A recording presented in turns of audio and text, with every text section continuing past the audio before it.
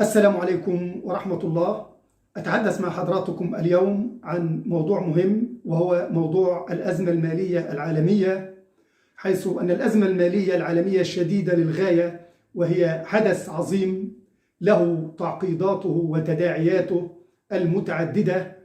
وضخامة الحدث يوضحها الاضطراب الكبير الذي يعيشه الاقتصاديون والسياسيون أيضا من محللين وأصحاب قرار وغيرهم.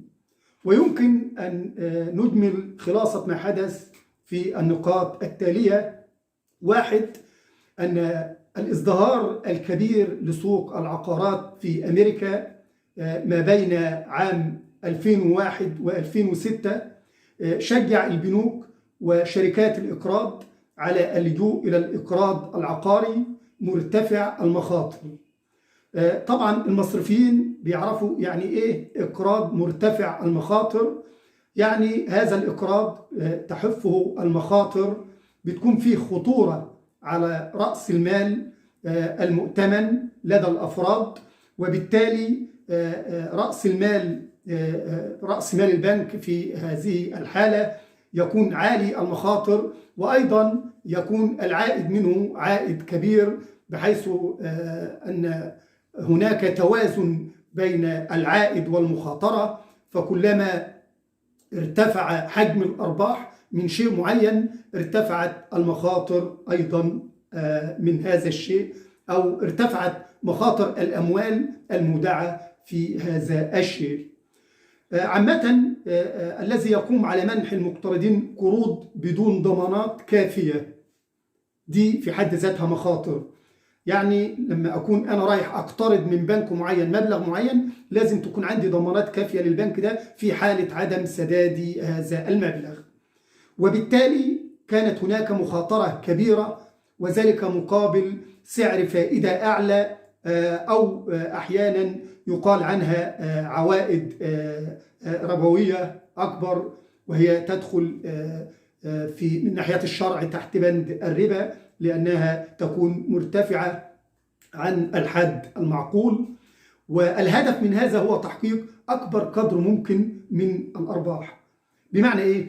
إن البنوك بتتوسع توسع رهيب جدا في الإقراض، وذلك للحصول على قدر كبير من الأرباح بسبب الفائدة المرتفعة. وأيضا مؤسسات الإقراض، وقد بلغت تلك القروض نحو 1.3 تريليون دولار في مارس 2007. طبعا كلنا عارفين أن الأزمة المالية العالمية حدثت في 2008، وبدأت بشبه انهيار لأكبر المؤسسات في أمريكا، وبعد ذلك أثرت على الدول الأخرى التابعة اقتصاديا لأمريكا. وذكرت بعض التقارير أن الحكومة الأمريكية كان لها دور كبير في التشجيع على الإقراض العقاري لكسب رضا مواطنيها. البند رقم 2، توسعت المؤسسات المالية الكبرى في منح القروض للمؤسسات العقارية وشركات المقاولات بما يزيد عن 700 مليار دولار في هذا الوقت. ومنح هذه القروض كان قائما على فرضية عدم وجود خسارة أبدا. وطبعا بنقول إن كل المصرفيين بيؤكدوا، أو الخبراء المصرفيين بيؤكدوا، أنه لا يمكن أبدا أن نقول عدم وجود خسارة، لأنه ده يعني هذه القاعدة شبه مستحيلة. حتى لو لم يتمكن المقترض من سداد قرضه، فإن سعر المسكن سيزيد مع الزمن. ده كان تصور الشركات والمؤسسات المالية الكبرى في أمريكا في ذلك الوقت. وسيتمكن هذا المقترض من بيع بيته، أو أيضا يتم الحجز عليه وبيعه بسعر أعلى، وبالتالي تحصل البنوك والمؤسسات على حقها في ذلك القرض، وبالتالي تحقق أرباح، وفي نفس الوقت لا توجد مخاطر. ولكن الذي حدث هو أن ارتفاع سعر الفائدة أدى إلى تغير في طبيعة السوق الأمريكية، ومن ثم قل الطلب على العقار نتيجة ارتفاع أسعاره المبالغ فيها، وبالتالي بدأت أسعار العقارات تتهاوى تدريجيا حتى انخفضت انخفاضا شديدا. هذا الانخفاض جعل المصرفيين والمؤسسات المالية الكبرى أدركت أنه حتى في حالة بيع هذه العقارات لن تستطيع الحصول على قيمة ما أقرضته للمواطنين. البند الرابع، أدرك المواطن الأمريكي أنه أمام خيارين: إما أن يستمر في تسديد قرض أصبح أعلى من سعر منزله فيما لو سدده دفعة واحدة، أو يمتنع عن التسديد ويترك منزله لكي يستولي عليه البنك. وكان هذا هو الحل السليم من وجهة نظر بعض الأمريكيين، وبلغ حجم القروض المتعثرة للأفراد نحو 100 مليار دولار. وندخل إلى البند الخامس، تبع ذلك ازدياد في عروض المنازل المرهونة للبيع، لأنه كما ذكرنا أن القاعدة الاقتصادية تقول أنه كلما زاد العرض قل الطلب. بمعنى إيه؟ إن البنوك لما بدأت إن هي تستولي على هذه العقارات وتطرحها في السوق بدأ الطلب يقل، بدأ السوق يتشبع بالعقارات، وبالتالي لا يوجد طلب على هذه العقارات المرهونة للبيع، مما أدى معه إلى الضغط على أسعار العقار، وبالتالي وزادت عدد المنازل المعروضة للبيع في الولايات المتحدة الأمريكية حوالي 75% سنة 2007، حتى بلغ عددها 2.2 مليون منزلا. وبالتالي أصبح الإقبال على شراء العقارات في هذه الفترة ضئيل جدا. أمريكا لها نظام معين في التأمين، فأصبحت شركات التأمين في مأزق كبير بسبب تأمينها على تلك القروض المعدومة، لأن شركات التأمين بتكون مسؤولة أمام البنوك على سداد الديون المتعثرة، وبالتالي تقوم هي مقام البنك بمطالبة المدين أو صاحب المنزل. 7، شعر المواطن الأمريكي الذي كان يربط ودائعه بالبنوك، المقرضون للبنوك بالفائدة، بخطر شديد، وبدأ يفك ودائعه في البنك.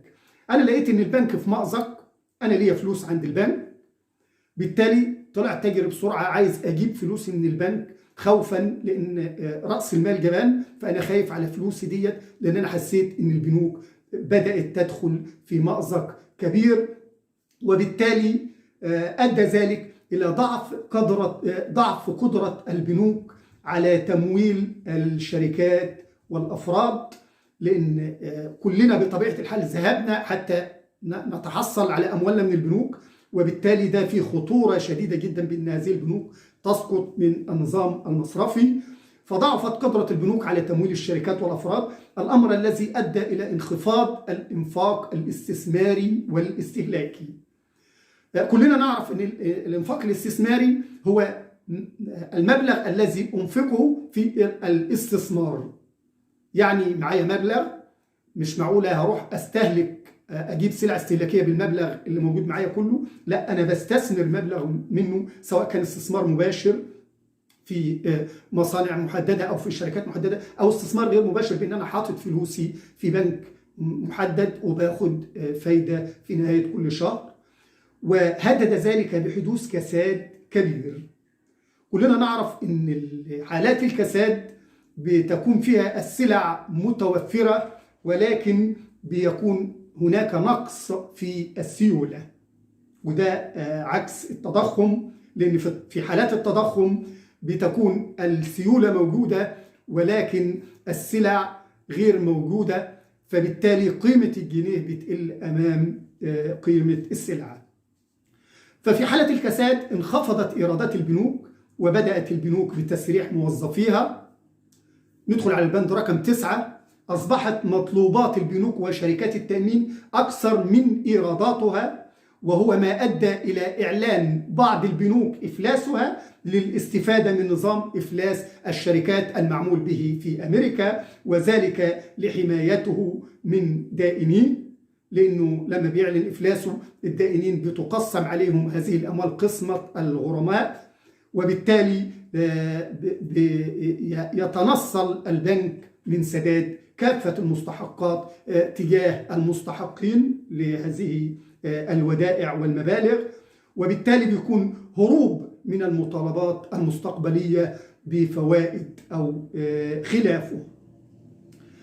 طبعا هذه الأزمة هي الأخطر منذ قرن، ولم تنتهي آثارها بسرعة، ولكن امتدت واستغرقت كثير من الوقت، وبدأت انهيار العديد من المؤسسات المالية الكبرى بسبب القسوة الاستثنائية لهذه الأزمة. أثرت على شركات ومؤسسات وبنوك كبيرة جدا، وجعلتها تخرج من النظام الاقتصادي للدولة.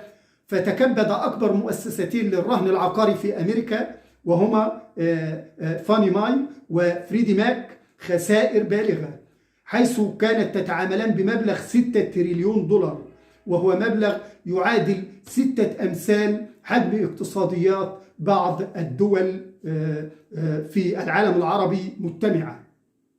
وعلقت قرابة 70 شركة رهن عقاري أمريكية عملياتها، وأعلنت إفلاسها أو عرضت للبيع منذ بداية 2006 حتى 2010. أيضا أعلنت مصارف أمريكية كبرى إفلاسها، مثل مصرف ليمان براذر ومصرف أنتجرتي وواشنطن ميتشوال. وقد أدت الأزمة إلى اختفاء 11 بنك من الساحة في أمريكا، من بينها بنك إندي ماك الذي يستحوذ على أصول بقيمة 32 مليار دولار وودائع تصل إلى 19 مليار دولار. طبعا أدت الأزمة إلى وجود خلل اقتصادي شديد جدا.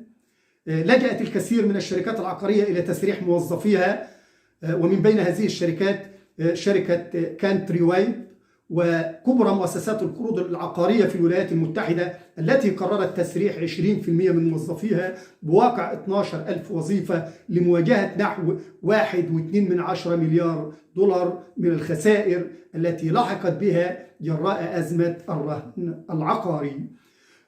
الموضوع كبير جدا ومتشعب، موضوع الأزمة المالية العالمية.